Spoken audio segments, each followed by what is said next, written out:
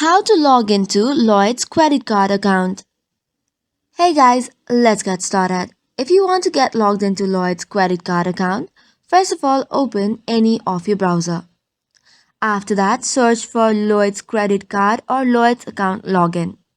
Tap on its official website, which is www.lloydbank.com.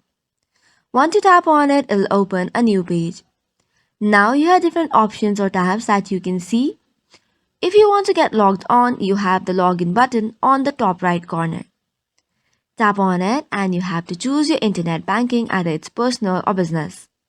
Once you have selected your account, you have to now provide your user ID and password. Even you have forgotten, you have the option to regain it as well. Likewise, once logged in, you can get it to the credit cards page and log in into your account. So this is all for today's video. For more such contents, do not forget to hit the like and subscribe button. Thank you and keep watching.